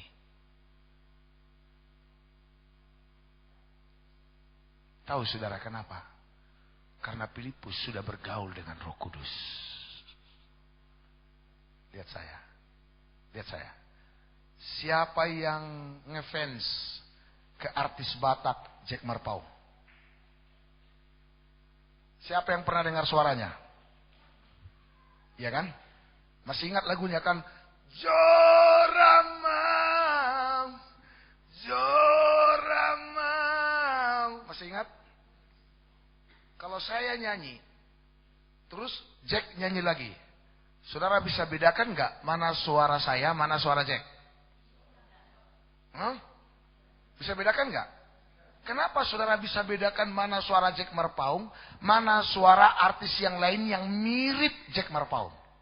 Banyak artis Batak lainnya yang mencoba meniru suara Jack Marpaung, serak-serak bahasanya, betul nggak? Betul tidak? Oh banyak, artis-artis banyak. Ya, terus mau coba ambil nada tinggi, terus dengan suara saraknya itu kan khasnya Jack Marpau. Iya kan? Amar sak lu amang tong yang bunyi besinya kan gitu kan? Saudara, kenapa kita begitu peka dengan suaranya? Ini Jack. Terus ada lagi nanti orang nyanyi, oh itu bukan Jack, mirip.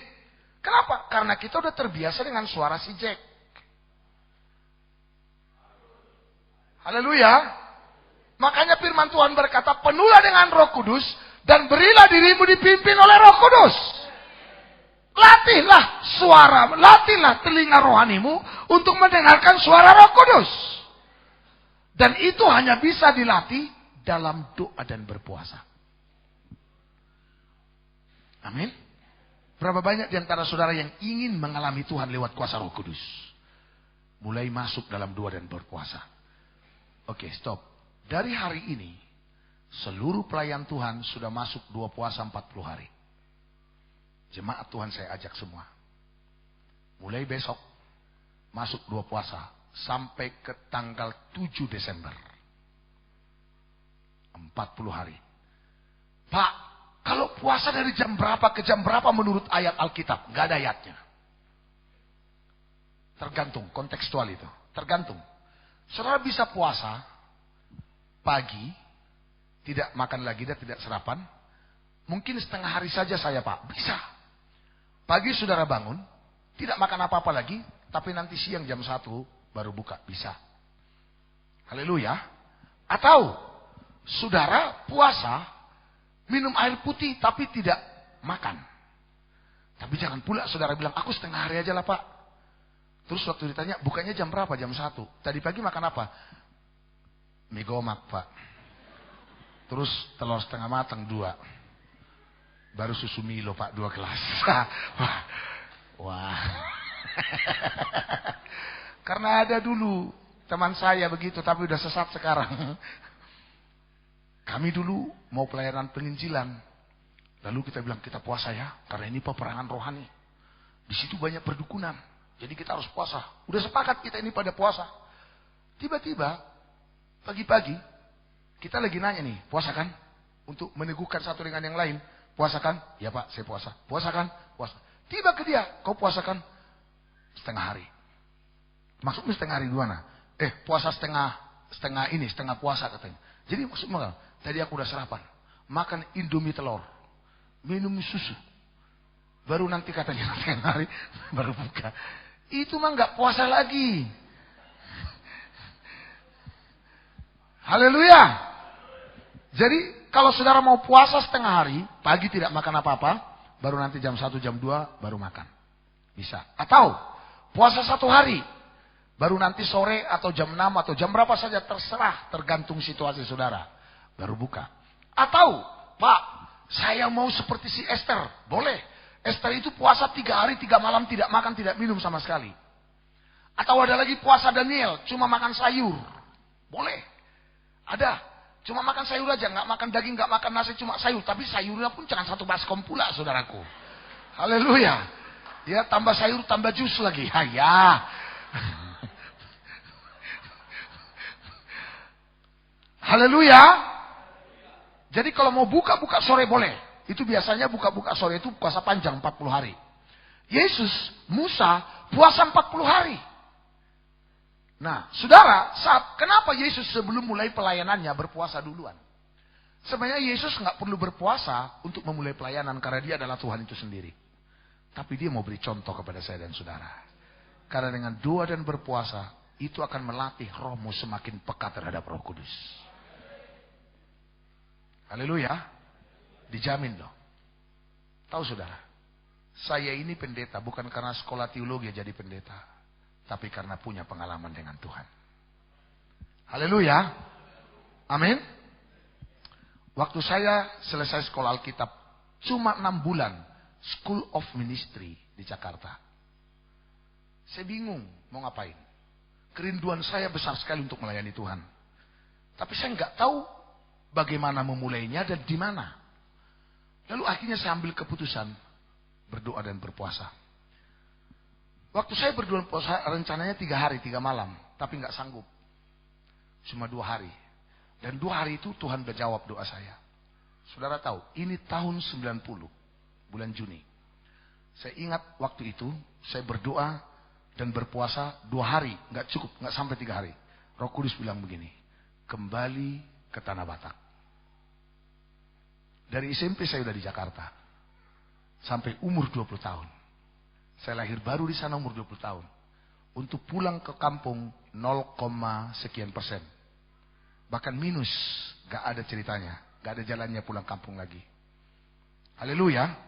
Tapi Tuhan bilang, pulang ke Tanah Batak. Sampaikan pada orang Batak. Kalau mau ke surga harus lepas dari adat istiadat nenek moyangnya. Itu jelas. Itu 25 tahun yang lalu kesaksiannya. Lalu saya bilang begini, setahun saya sudah lahir baru. Saya tidak pernah lagi pergi cari duit. Jadi sama sekali semua hidup saya itu disantuni oleh kakak saya. Itu saya, nanti Desember akan datang, saudara. Dan ongkos saya sekolah Alkitab juga dia ngasih. Jadi saya tidak pernah lagi cari duit dan tidak pernah lagi beli pakaian. Lalu saya bilang begini ke Tuhan, Tuhan, kalau engkau suruh aku pulang ke kampung, 2 aku minta sebagai tanda. Pertama, berikan saya ongkos, karena saya nggak punya uang lagi sama sekali. Berikan saya ongkos tanpa saya meminta kepada siapapun. Dengan caramu, berikan saya ongkos. Yang kedua, saya nggak mau pulang dengan pakaian yang lama ini. Saya pengen baju baru pulang kampung, karena kalau pulang kampung terus nggak pakai baju baru, nanti mereka bilang, aduh, yang udah mentoknya kawan ini, nanti digituin. Itu hati saya dulu, karena masih ada sedikit lagi angku-angkunya. Dan sudah, saya beberapa hari kemudian, kakak saya, Akang Boru, lagi datang. Istri abangku dari bapak tua, lagi datang ke Jakarta waktu itu. Dia mau pulang, waktu itu tahun 90 pas. Oh, naik pesawat masih susah, saudara. Ongkos pesawat waktu itu udah 350 atau ya 350 ribu. Bayangkan tahun 90 350 ribu loh. Sekarang itu udah berapa? Mungkin 3,5 juta kali. Ya, jadi masih mahal sekali pesawat waktu itu. Dan naik pesawat itu udah orang-orang tertentu. Sekarang aja pesawat kayak angkot kan gitu ya. Berlomba-lomba kan gitu ya. Udah kayak angkot. Nah, akhirnya dia mau pulang naik Makmur atau PMH, tapi takut sendirian. Pengen ada kawannya di jalan, kan gitu ya. Lalu dia ajak yang lain, gak ada yang mau pulang. Tiba-tiba dia bilang, mau gak kau kawannya aku pulang kampung? Wah, dalam hatiku ini jawaban dari Tuhan kah? Lalu aku bilang begini, ya ada sih rencana kak, tapi ya kita lihatlah nanti. Lalu dia bilang begini ke saya, kamu gak usah pusingkan soal ongkosmu, aku yang ngatur. Wow. Saudara, saya bilang dalam hati, 1 tanda sudah tergenapi. 1 lagi Tuhan, bajunya mana?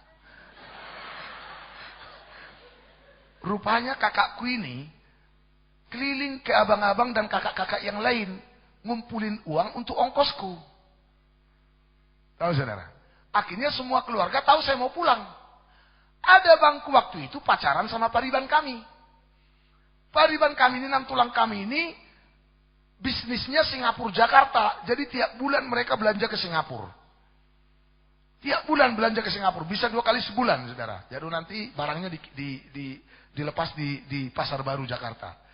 Pak lagi pacaran. Jadi setiap pulang dari Singapura bawa baju baru kayak bangku ini. Jadi 1 lemari penuh bajunya. Dan masih banyak yang baru yang belum pernah dipakai. Karena paribanku ini cinta mati sama dia. Cinta habis. Taulah dia saya mau pulang. Lalu dia tanya, mau pulang kau ini? Saya bilang, iya. Kau datang ke rumah. Datang aku ke rumah, dibuka lemarinya. Terus dikasih saya tas 1. Pilih sesukamu. Ini semua pakaian belum pernah aku pakai. Buatan luar negeri. Bukan Bandung Cibaduyut, saudara. Tapi made in luar negeri. Oh, saya pilihlah beberapa celana. Ya, ada yang kodorai, ada yang asli, luar, baru, masih di situ semua. Ininya, dolarnya, tanda dolarnya, harganya. Saya pilih, wah, steady lah saudara, steady man. Lalu saya bilang, oke, saya pulang Tuhan. Dan saya berangkat ke sini. Dengar baik, tidak ada yang utus. Tidak ada gereja yang utus, tidak ada seorang pendeta yang utus saya. Saya datang sendiri. Tahun 90. Saya mulai menginjil di jalanan. Saya ubah kedai judi menjadi kedai haleluya. Tempat-tempat kedai main judi saya masuki. Saya mulai menginjil di sana. Akhirnya orang berhenti main judi. Dengarin saya sampaikan firman Tuhan. Lama-lama mereka saya ajak ke gereja. Saya menjadi ketua kaum muda juga waktu itu, saudara. Lalu akhirnya banyak juga yang dibaptis, bahkan ada yang jadi hamba Tuhan. Itu di kampung kami. Kedai judi berubah jadi kedai haleluya. Tapi akhirnya saya karena nggak tahan lagi atmosfernya, karena nggak ada yang mengisi saya secara rohani, rontok juga saudara. Akhirnya saya down. Saya bergumul dengan 2 bulan puasa. Akhirnya Tuhan kirim misionaris dari Australia. Yahudi Australia datang ke Balige. Itulah dari ya, mengerti? Ternyata saudara, waktu dia nyampe, pop, dia lihat saya, dia bilang 10 tahun yang lalu aku udah lihat kau di sini. Dan saya nggak tambah, saya nggak kurang loh. 10 tahun yang lalu Tuhan sudah bilang bahwa aku akan ketemu seorang di sana waktu mereka nyampe di sini. Dan dia akan bersuka cita menyambutmu. Tahun 92 kami ketemu. Sejak itulah kami sama-sama melayani di Tanah Batak ini. Saudara, tahun 95 Tuhan tempatkan saya jadi gembala di Parparean. Saya melihat Tuhan membela. Waktu itu saya masih ingat ini, saudara. Jemaat 7 orang. Janda miskin dan 1 perempuan korban lelaki. Karena tidak ditanggung-jawabi oleh pacarnya, lalu akhirnya dia mengungsi di pastori. Inilah yang kami layani. Tahu nggak saudara, bagaimana Tuhan memelihara? Saya bilang ke ibu gembala, jangan pernah ngemis dan minta-minta kalau memang nggak ada lagi yang bisa dimakan. Saya bilang ke dia, kalau kita mati tak makan, sama dengan mati martir karena Tuhan. Jadi kita nanti akan masuk surga, nggak apa-apalah. Karena tidak hanya dibunuh mati martir, mati tak makan pun asal karena Injil, martir juga nya, aku bilang ke dia menghibur. Saudara, apa yang terjadi? Beberapa kali Tuhan izinkan terjadi, tidak ada apa-apa. Saya mau tunjukkan saudara, kalau udah Roh Kudus yang memimpin, dia yang akan membela dan memelihara. Kalau sekarang Zaitun Ministry terdiri dari 3 jemaat di Baligi Prosesi Borong-Borong, semuanya ini karena pekerjaan Tuhan. Bukan karena gagah dan kuat manusia. Haleluya. Saya lihat ini semua, kita punya gedung ibadah seperti ini, kita bisa punya fasilitas seperti ini. Semuanya karena dikerjakan oleh Tuhan. Haleluya. Ini mustahil kalau dengan kekuatan manusia. Amin saudara. Yang paling menarik saudara tahu, satu hari kami tidak ada lagi yang bisa dimakan. Pagi masih sarapan, tapi siang malam kandas. Lalu, ya sudah, saya stop. Waktu itu belum lahir si Suset. Masih di sorga dia. Belum turun ke bumi. Saudara, lalu saya berdoa begini, Tuhan, sudah waktunya kah mati bagi kami? Ini saya tidak tambah, saya tidak kurang loh saudara. Lalu saya masuk ke kamar, saya bilang begini, Tuhan, kalau memang ini sudah waktunya mati, karena kami nggak akan keluar dari rumah. Kalaupun sampai mati semua di rumah, biarlah mati di rumah. Dan tidak akan pergi keluar untuk minta sesuatu apapun. Lalu saya bilang, kalau memang sudah waktunya mati, tolong jangan aku belakangan mati. Karena kalau nanti aku belakangan mati, duluan mati si Lydia, duluan si Obed, baru Bu Gembala, mungkin aku nanti nggak tahan lihat mereka gelepar-gelepar, jadi murtad aku Tuhan, aku bilang. Tapi kalau aku mati duluan, terus mereka belakangan, entah bagaimanapun cara matinya mereka nggak ku tengok lagi. Jadi aku udah di surga, aku bilang. Ya memang ada mau menang sendiri juga saudara. Haleluya. Tapi ternyata saudara tahu, sebelum makan siang, pintu belakang diketok. Dor, dor, dor, dor, dor. Pembantu sebelah lagi datang. Bawa periuk berisi nasi, bawa baskom berisi sup ayam kampung, dan di atasnya ada buah apel. Waktu kami buka saya kaget. Saya bilang, Mbak, ngapain bawa makanan begini? Karena tetangga kami ini